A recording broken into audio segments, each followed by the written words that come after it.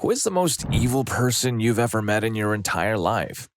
So, a little background here. My father was in the Army for 21 years, retired, and moved to a very small town in Central Florida. He got bored after a couple years, and even though we didn't need the money between his retirement and what my mom was making as a bookkeeper and tax preparer, he wanted to go back to work.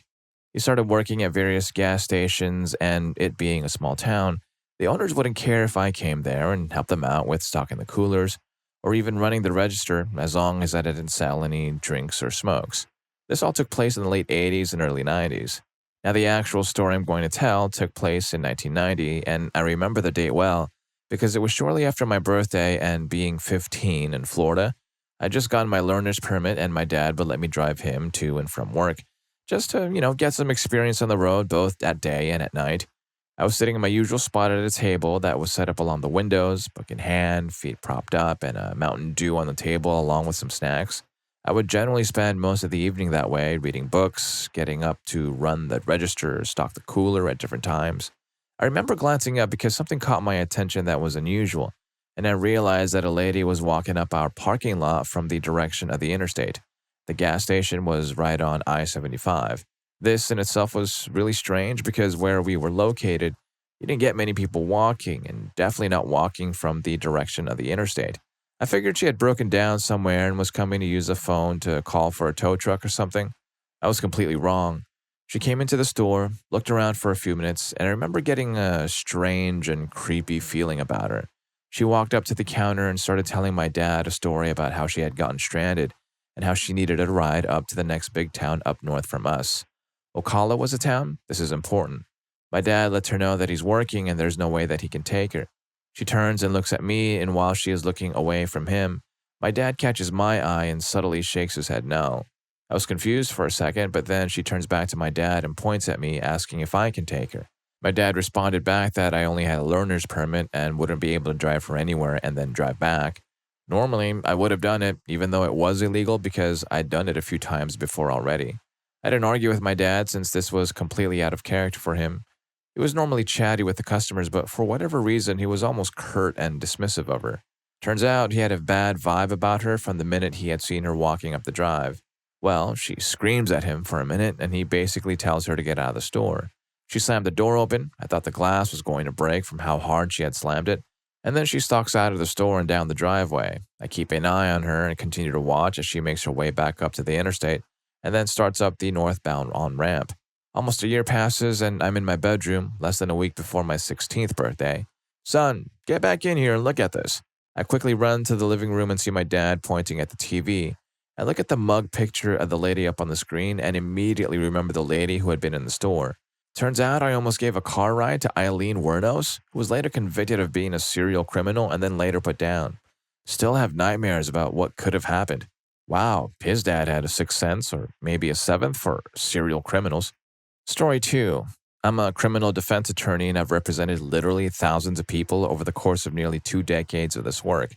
The vast majority of them, even folks accused of serious felonies, are people who have made mistakes. Mostly their mistakes are fueled by bad habits.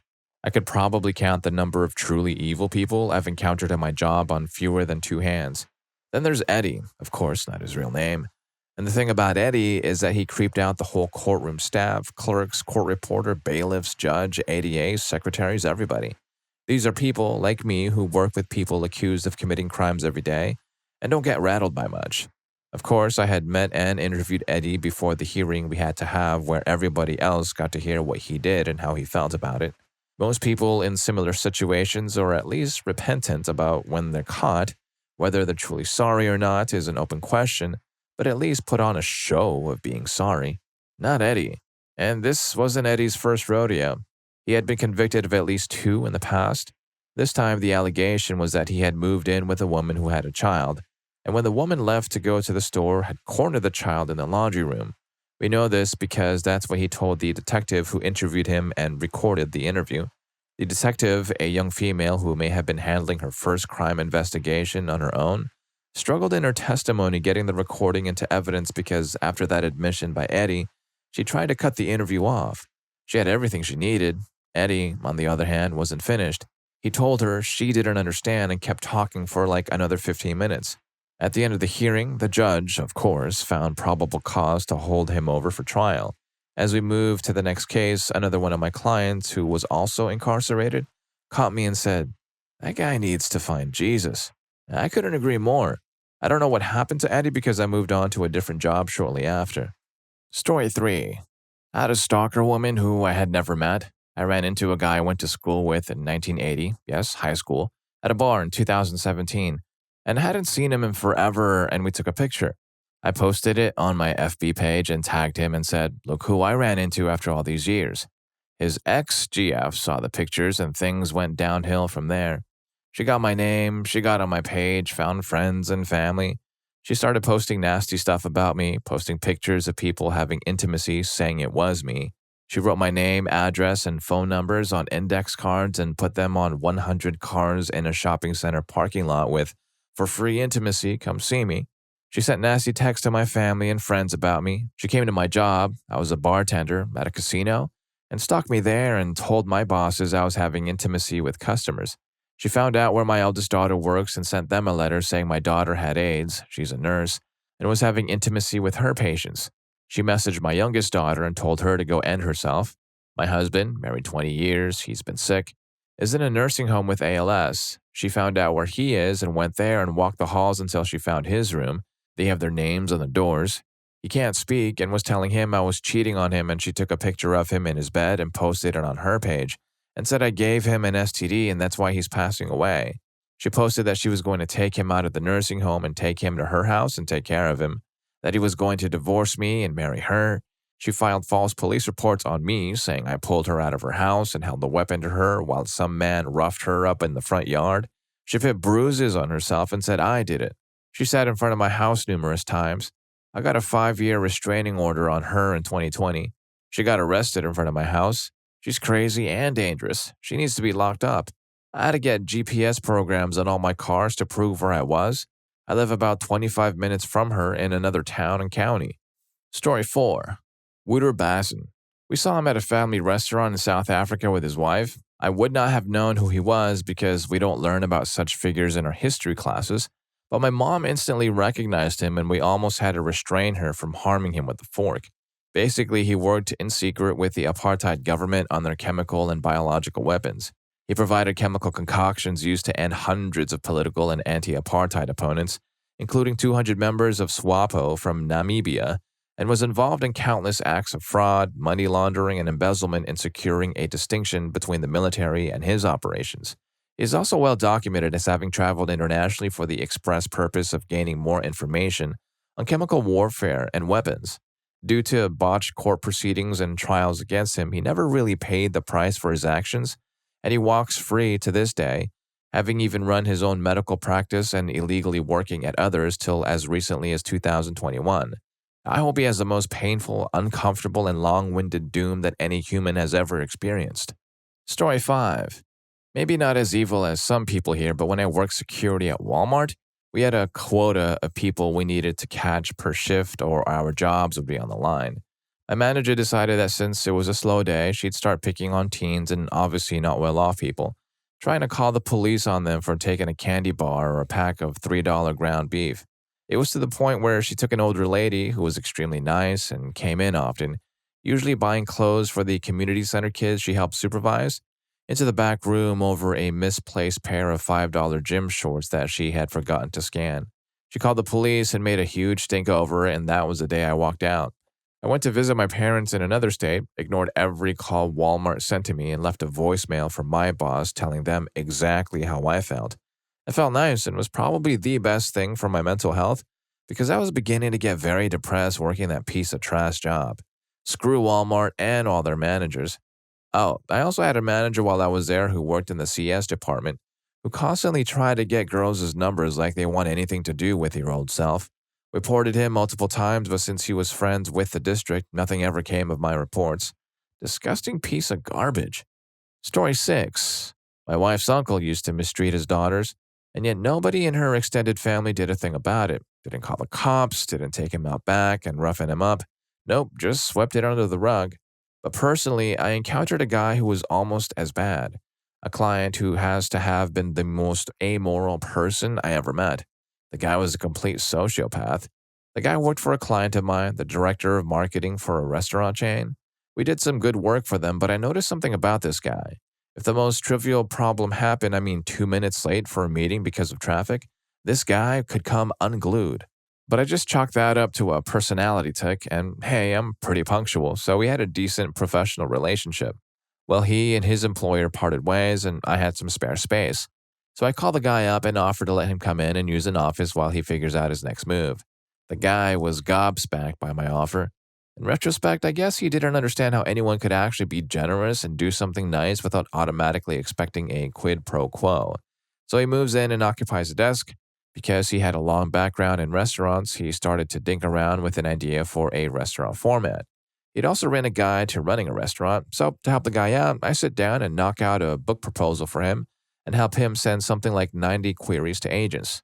Boom, fish on. An agent calls him within a couple of days, says that he has a publisher needing precisely that kind of book. We tweak his proposal and boom, again, he has a book deal. Things just don't happen that fast in publishing. He was just in the right place at the right time.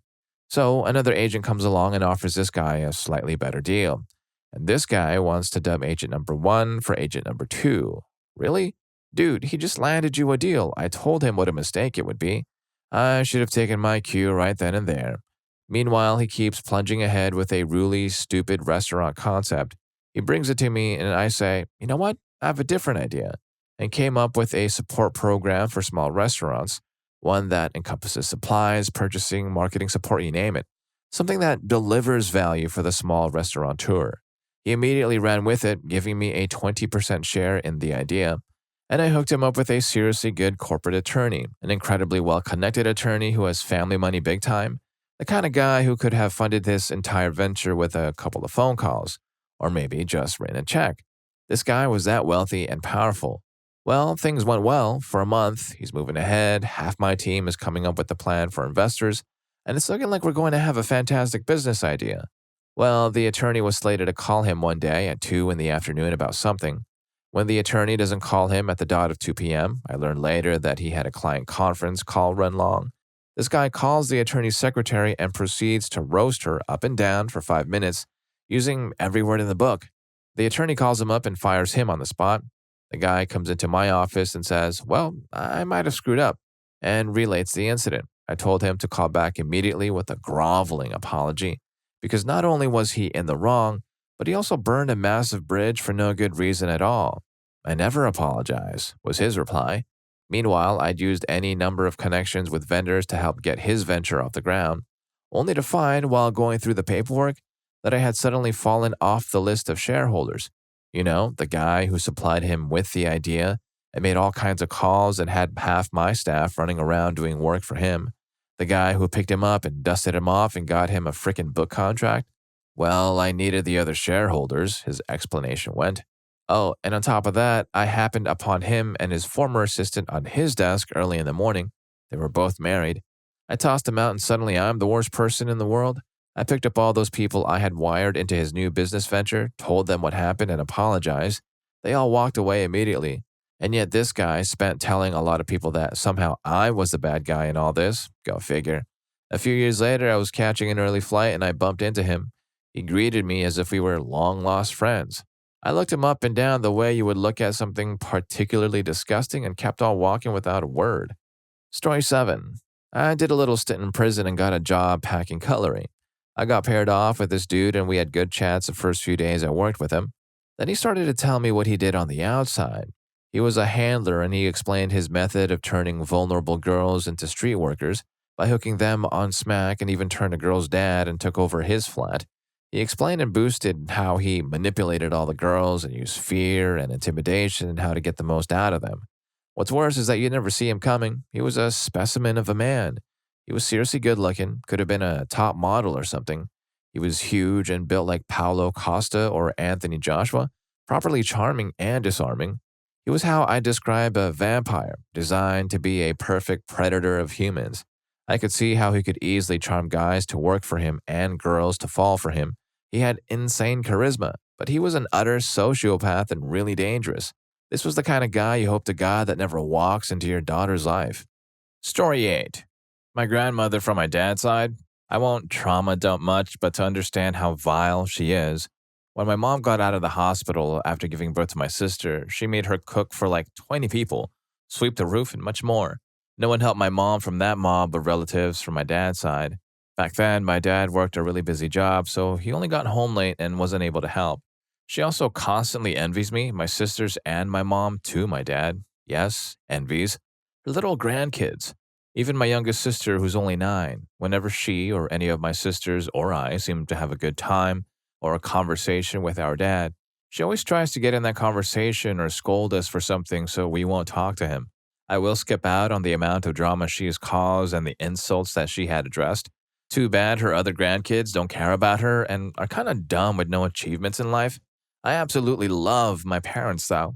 Sounds like she's got a serious case of the green eyed monster. Maybe she should try a hobby like knitting or crocheting, to keep her mind off of your family's happiness. Story 9. My dad injured both of his ankles and got handicap parking for a while.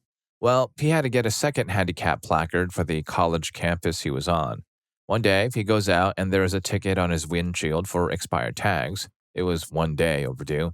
He hobbled over to security and said, "I need to pay this ticket and update my tag."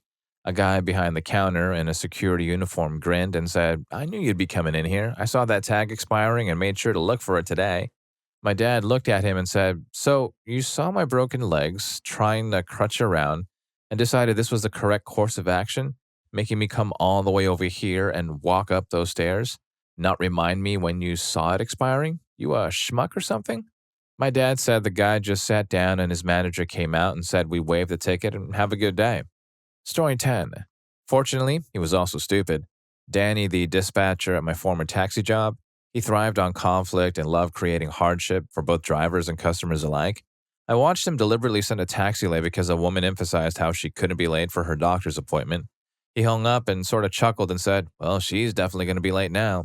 He shortened my work and joked that he just wanted to see how long it would take me to go to jail for being behind on child support payments. As he was passing away from cancer, I was tempted to send his cancer a get well card for Danny. Story 11. Guy I used to know ended up going to jail for mistreating his girlfriend and her daughter over the course of a couple years. I was never really good friends with him, but I would see him around town as a teenager and we would say what's up and whatever. Apparently, it was really bad. I hadn't spoken to him in many years at this point, but he would harm his girlfriend and his girlfriend's daughter. Well, one day the girlfriend went to our repair shop to get an oil change or something, and one of the employees saw the bruises on her and this absolute chat of a guy called the cops. She told the cops everything, and he's been in jail ever since. Story 12. My best friend's dad, he would roughen up all 3 of the boys and their mom. He would get hammered on substances and trespass on random people's yards and destroy their property and steal their motor vehicles, crash them, and then ditch the scene. Once we all hit a certain age, the boys would ask me to hang out pretty often. Not only because we all had a good time, but I've always been a lot larger than their dad and he almost never put his hands on them. I could see the bit of fear in their eyes any time I left to go back home. This man is the perfect embodiment of evil on earth. He's defeated passing away in severe car wrecks, coding, and cancer on multiple occasions. And after decades of this lifestyle, still roams our local city as a bum, getting hammered and destroying property. Seem to have negatively influenced the 2 younger brothers because they're slowly becoming their father, and they haven't had their sweet, caring mother to turn to because she passed about 12 years ago. Story 13. My mother-in-law, and I know it's trope for men to dislike their MILs, but she's never done anything to me directly. Instead, she routinely, physically, and emotionally has been cruel to my wife in ways we're still unpacking in our 30s. She emotionally manipulates, and we suspect baby-trapped my FIL. She has alienated every person that ever gave her kindness because she takes advantage of people. She's used her husband's chronic health issues to gain sympathy with people, and then takes as much money as she can before losing people's numbers. And to top it all off, she has totaled 6 cars in as many years, thankfully never hurting anyone else. But it's only a matter of time. She's currently laid up in the hospital because this last wreck almost ended her, and that would have been a kindness, actually. And if you're enjoying the video so far, don't forget to hit that subscribe and like button for more videos just like this. Story 14. Old CEO for a company I used to work for. Every time we interacted, I felt like I was looking at evil incarnate. Luckily, the director I was under purposely acted as a buffer because I wouldn't have taken what he continually took. This CEO guy would verbally mistreat employees, clients, partners on a regular basis. Not just being mean, but screaming, veins and eyes popping out. He turned on one of my teammates one day for using the wrong verbiage with the confused caller. I ran over, put my hand on his chest, and pushed him away, telling him to stop. He turned to me with that evil look, and I matched his eyes and told him he better calm down or he'll regret it. I kind of saw him realize I was about to hurt him if he didn't calm down and scrambled back to his office. When the virus hit, he immediately let go half of our small company and cut the remaining employees' pay by 50%. I, of course, left, but funnily enough, I'm going back to the industry in a few weeks with a company that has a lot more reach and market share. Going to make it my job to steal most, if not all, of their accounts. Screw that guy. Story 15. Not much in the grand scheme of things on this thread, but so far, my ex of a few years. She cheated on me a few times. Whatever. Awful people are awful and isn't really the evil part. But it's just the way when I found out she cheated, she turned off her empathy pathway in her mind or something, like a sleeper agent that got activated.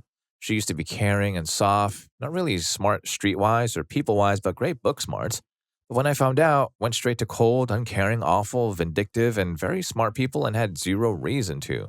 I gave her an easy out, no issues. She slept downstairs and planned to until the lease was up in her name, less than 28 days. I helped her with groceries as I had a car, helped her with everything really, making our eventual new life transition a lot easier. And that time, she went out with multiple guys, pretended I was stupid and wouldn't notice, treated our years together like an annoying stone in her shoe despite me basically building her entire life for her. 2 weeks into her last month, I noticed two random dudes at my house on my cat cam. On the day we planned on getting her to switch her energy provider to mine after work, she decided she'd just move out and try to take what she wanted from my house because I wasn't there. She played on the fact I trusted her to be neutral, to try and steal my stuff. After she had eventually moved out and left her cat and our cat at my place and never even said goodbye to them, she just pretended I or our cats didn't exist. Didn't want any of her leftover important documents, didn't want to say goodbye to her cat she had for an entire year before meeting me since she was a kitten. She blocked me on everything and cold cut contact despite the one thing I thought she wouldn't lie to me on was keeping in contact for any cats or bills left over. I've never seen anyone in my 25 years on this planet able to just cut off their own morality like that and change their personality that quick and cold like a hot knife through butter, and it really scared me, honestly. Like something just wasn't right with her upstairs that I had never seen or noticed before. Story 16. I knew a guy, sort of just a dude I knew in town for a few decades. He dated a good friend of mine, and she explained all the terrible things he'd done, like sleeping around, stealing, and selling her stuff, trying to get her to sign loans for him. She left, finally, when he tried to sell her to a friend of his for the night. So this guy just exists in my town, and he does the same thing on repeat to everyone he meets. He gets a girlfriend and tells her he's a dom and she needs to be his sub, and then he tests her by making her do everything from giving him all their money to street work them out, making them get their friends in bed with him. He's branded a few girls, etc. I had dinner with him once. Can't remember the circumstances, but I saw him lift a pile of plates in a no-smoking restaurant and ash in the middle plate. He didn't even laugh or act like it was a joke or that anyone else should react. I watched him all night as he just did little things to mess people over. Unplugged a phone, grabbed a wallet and tossed it in the trash, etc., etc. He did these things out of habit. He wasn't angry, didn't know the people he was messing with.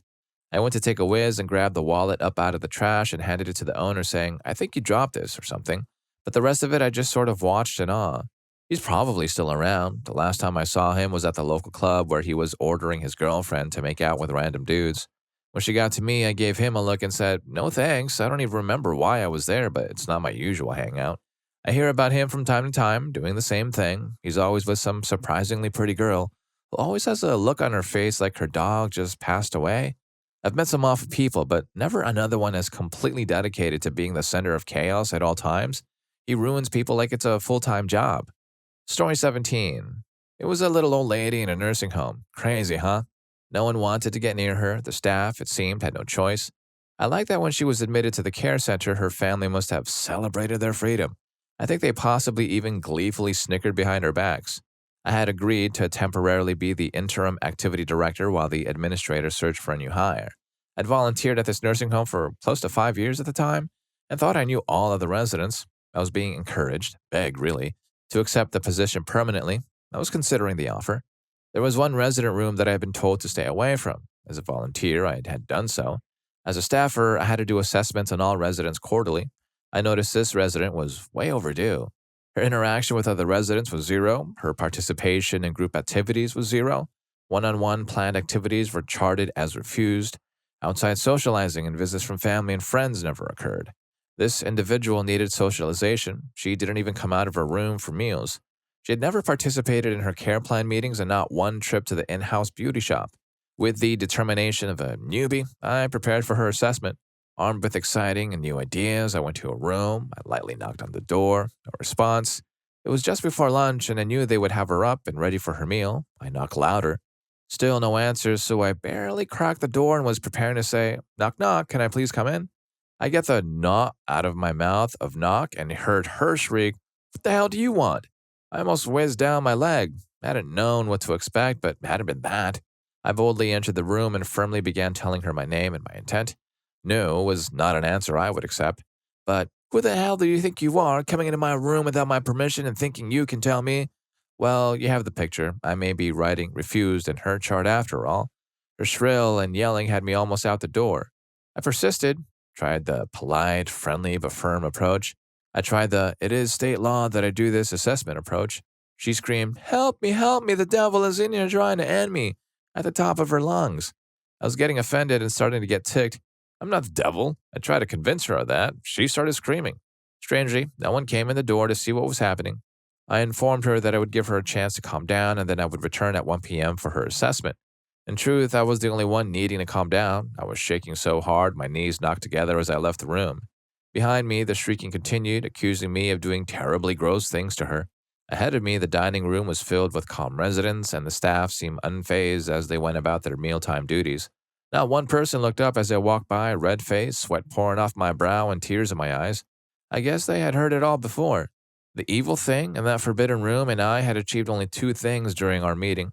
She had successfully refused my assessment, and my decision was made. I would not be accepting the offer of this job. Story 18. A coworker who would thrive off the misery of others, including her best friend, who was another coworker of ours. Let's call her Friend. Friend had trouble getting pregnant and spent a lot of time and money on treatments, IVF and such. Every time those treatments failed again and again, making Friend miserable and devastated when her period came around. So every month, a coworker made sure to shove her baby's pictures in Friend's face every time after a failed treatment. Other coworkers tried to make her aware of this, but she continued to pester her best friend, specifically the day when Friend got her period or the day after. She said the timing was just a coincidence every time, and that she had the right to show people her baby when she wanted. When seeing the baby pictures, Friend just ran to the bathroom, crying every time with me following to try and comfort her.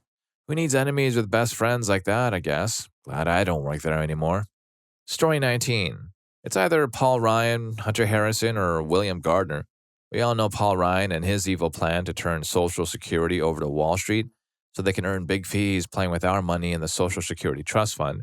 Hunter Harrison is a guy who brought us precision scheduled railroading, an oxymoron of a term that left 3 of my rail cars on a siding in Canada for 20 days during my peak season, and the longer trains that have a greater propensity to derail.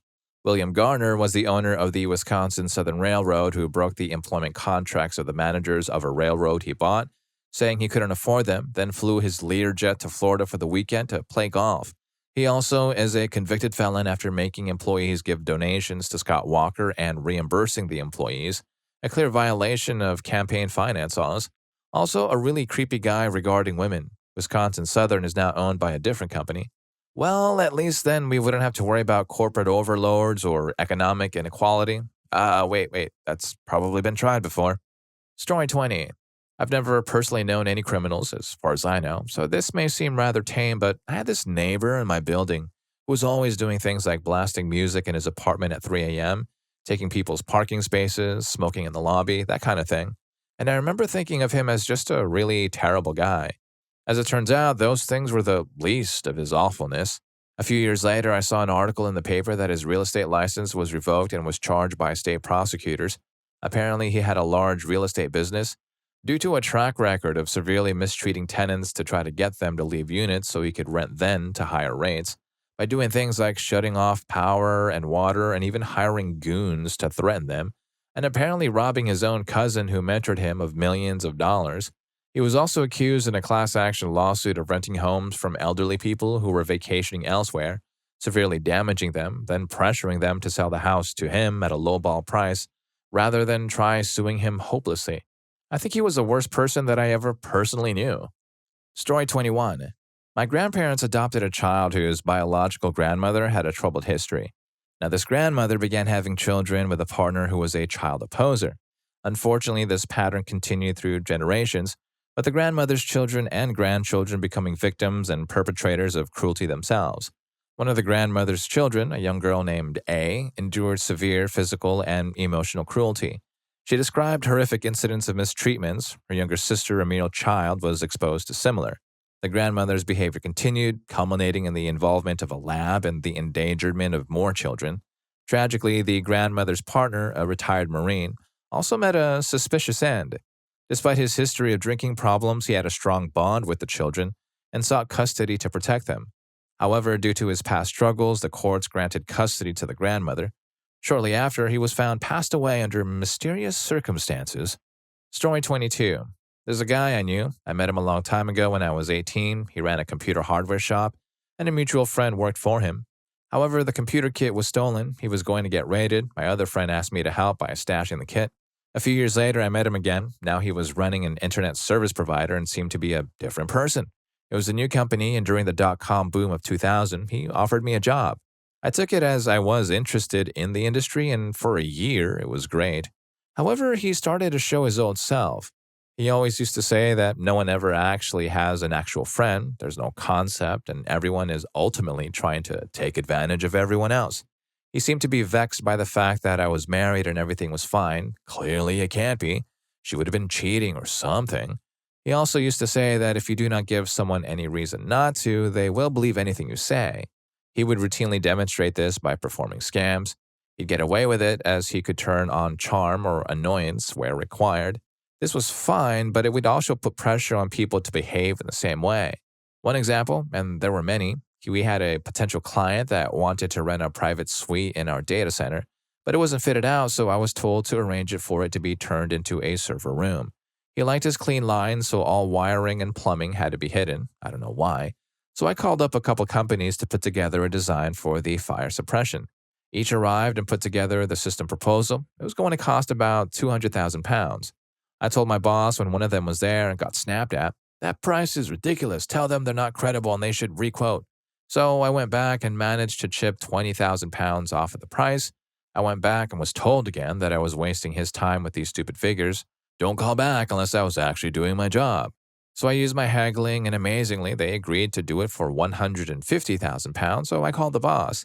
He just said that I had an enormous cheek to call him again, and he was on his way over to fire me. So I went back in the room and explained what was happening, and they agreed to do it at £120,000. I called one last time and was again told I was going to be fired unless they would do it at under £100,000. Now, I have no idea why, but the guy just looked defeated. I guess he was trying to get his numbers for the month, but he just said yes to £95,000. This was under half the original price. I called the boss, who said, "Finally, you're not fired," and I signed the order form. He left. A minute later, my boss burst into the office. It was like he must have been waiting around the corner the whole time. He was all animated with a big smile. He comes bounding over to me and leans on my desk.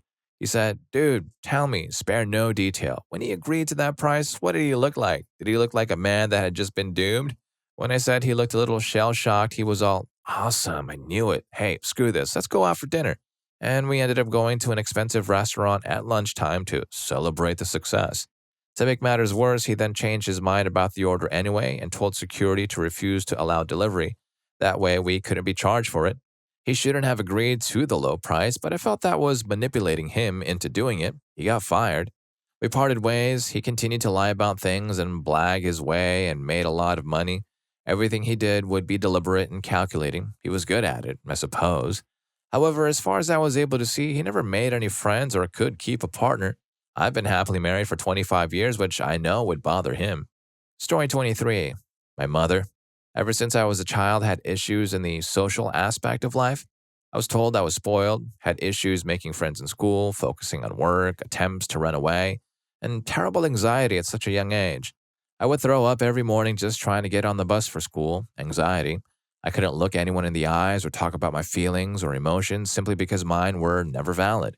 Every time I made a mistake as a small child, my mother would chase me to my room and scream until I was absolutely terrified. I got to the point where I had places in my room where I knew she couldn't get to me if I needed to hide. Fast forward 15 years, come to realize after 10 years of extensive cognitive therapy and conversations with my sister, who is 11 years older than me and in the mental health field, my mother used to tell me she should have never had me, refused to buy me feminine hygiene products, take me to a doctor when I had a UTI for over 7 months. Mind you, we had great insurance, so she had no excuse not to take me. But then turned around and told all her friends what a disappointment I was. I ended up being diagnosed with BPD and PCOS, which, funny enough, are caused from trauma. Even to this day, my mother does not show me an ounce of affection, says she truly loves me, or even tries to care about me. I'm 24 and will forever have this heart-wrenching feeling of never having a mother. Being a young woman, I have thoughts of having children, and the idea of doing those things to my kids makes me sink to the floor in tears. I barely survived the horror she put me through, but after the help I had, I evolved into a woman she will never be. I hated her when I was 7 and was told, "She's your mom, you have to love her." I only hated one person in my life as an adult, and it will always be her. Story 24. This guy, James, I was in a friend group with him, and this one summer we all got really close. Turns out he's a klepto, pathological, lying psychopath. When I was 19, I invited my boyfriend, another friend, and James to my family cabin for the weekend along with my mom. The first day we were there, he stole a taxidermy fish from the National Fishing Hall of Fame, literally ripped it off the wall, set fireworks off inside a Walmart, whizzed in a rack of clothes in Walmart, and other ridiculous things, within a span of 6 hours. I found out I was pregnant that day. It was a rough weekend. He then stole my pain medication that I needed very badly. I also found out that day that if I stopped taking that medication, I would terminate. My boyfriend very calmly walked him outside and essentially told him that if he didn't hand over the medication, he would murder him. LOL. He handed over the medication. I told him he needed to leave first thing in the morning. We woke up and he had siphoned all the gas out of my mother's car and left. He then went home and told the entire town that I was pregnant, including my closest friend, who I hadn't even gotten to tell yet. I haven't even told my family yet. Apparently, he went on to steal everything possible from people and mess people over time and time and time again. He had no empathy, no conscience, no respect. I truly do think he was evil. And if you learned a thing or two from these stories, here's more for you. YouTube thinks you're going to love this. I'll catch you in that video.